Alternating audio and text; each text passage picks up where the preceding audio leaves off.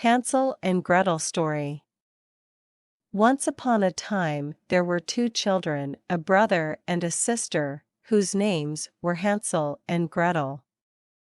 They lived with their father and with their stepmother. Their father worked as a woodcutter. Times were hard and the family had a tough life. One night, the children were woken up by a conversation in the next room. They heard their stepmother say, "They eat too much. If they keep on like this, we'll all die of starvation. We must get rid of them. Let's do it tomorrow." "I don't want to abandon my children," said the father. He didn't think the plan was a good idea. But the wife was very persistent and kept on talking and talking until he was convinced and willing to do what she said. "Hansel, tomorrow we are going to die," whimpered Gretel. "What shall we do?" Hansel reassured his sister that they would survive. "Get a good night's sleep," he soothed. And as soon as his sister fell asleep, he went outside and filled his pockets with as many white pebbles as he could. Then he went to bed. The next morning, the family woke up early, before sunrise. "Today we are going cut some wood for the winter. It's going to be a long day," said their stepmother. "Take these pieces of bread and don't eat them before noon, because then you will get hungry too early."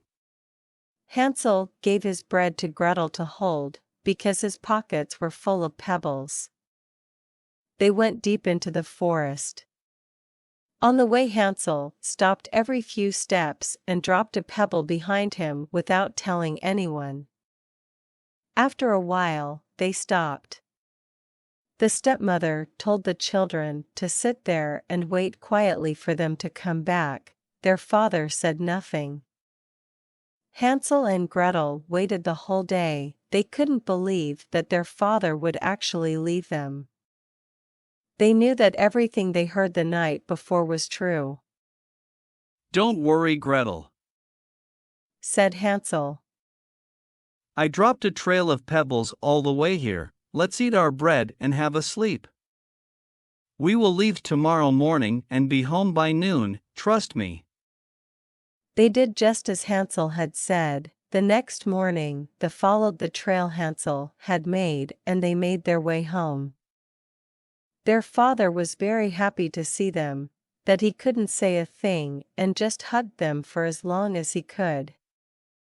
When evening came, the children heard their stepmother's voice.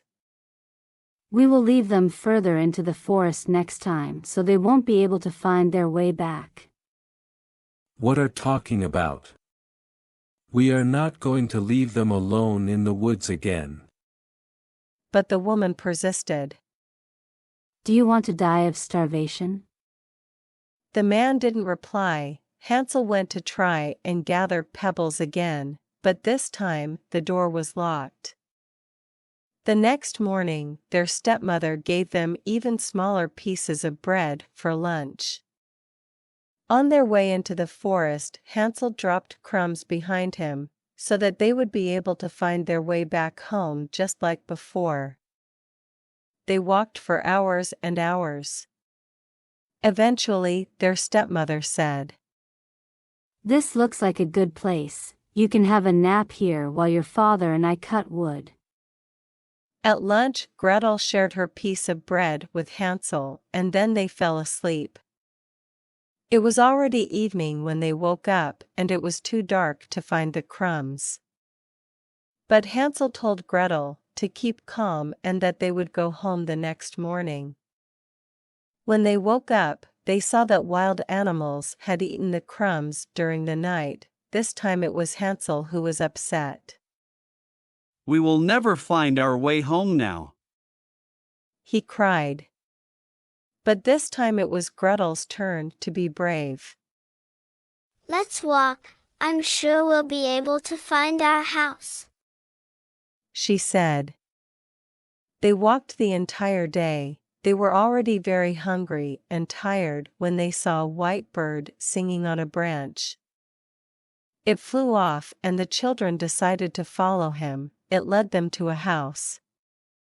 When they came closer, they saw that the house was built entirely from chocolate, with a roof made of cake, and windows made of clear sugar. The children started eating the house. Hansel took a piece of the roof, while Gretel tore down a part of the wall. Suddenly, the door opened and an old lady came out of the house. "Who's eating my roof and walls?" she yelled. But when she saw the kids, she spoke again, this time in a much softer voice. "Please, come in. I can see you're hungry. I'll make you a delicious breakfast right now." They went in. The old woman made them pancakes with maple syrup and gave them milk to drink, just as the brother and sister thought that they were in heaven. The old woman grabbed Hansel by the hand, her eyes glittered red, and she laughed a creepy laugh. "Stupid children! Didn't you understand that I made this house to lure you in? I will now fatten you up, boy, so that I can eat you." She dragged Hansel into a small dark room and locked him up. Only then did Hansel and Gretel understand that she was not a nice old lady at all, but a witch. Her eyes were red and she was older than any human alive. She had terrible eyesight, but a very good sense of smell. No matter how much the children cried, the witch had no mercy on them.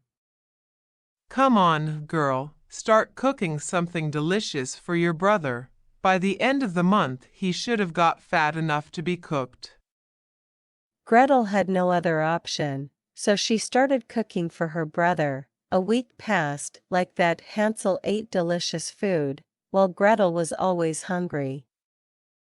Every morning, the old woman went to Hansel's room and shouted, "Show me your finger, boy, let me see if you have gained any weight." But Hansel would stick out a little bone, and because the witch couldn't see very well, she thought it was his finger. She was furious that he was staying so thin. When 4 weeks had passed, the witch lost her patience and shouted at Gretel, "Hey, you! This is the biggest pot in the kitchen. Fill it with water to the top. I don't care how thin your brother is, I am going to cook him today." Gretel prayed for a miracle to happen, but when she finished filling up the kettle, the witch helped her put it in the big oven. Then the old woman started the fire. A little while later the witch pushed poor Gretel towards the oven and said, "Get in and see if the water is boiling yet." But Gretel thought that the witch wanted to push her into the pot and cook her too, so she cleverly answered, How can I get inside the oven? Please, show me so that I can check the water. "What's wrong with you?" the witch yelled. "It's so easy. Look, you just need to step here and..." Gretel shoved the old woman into the oven, then she quickly closed the oven door. The vicious witch burned to a crisp. Gretel rushed to Hansel's room, unlocked the door, and gave him a big hug. Hansel, my dear brother, the witch is dead. Let's get out of this wicked house and find our way home. How happy they were. Before they left the house, they went into the witch's bedroom where they knew she kept her treasure. There were wooden chests all over the room and the children filled their pockets with as many gems as they could. "These are better than pebbles," said Hansel, when he was done filling his pockets. Then they left the house. The brother and sister walked for a few hours before they managed to leave the witch's wood. The sun was setting when they finally got to a bridge they knew well. which was close to their house. Father! Screamed Gretel when she saw him at the porch, looking more miserable than ever, because his wife had died. My dearest children! You are alive! Their father exclaimed joyfully, and the three of them hugged.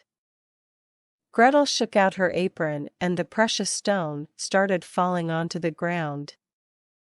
Hansel joined in and took out all the pearls and diamonds which he had stuffed into his pockets. Finally, they could have a carefree life and live happily ever after together.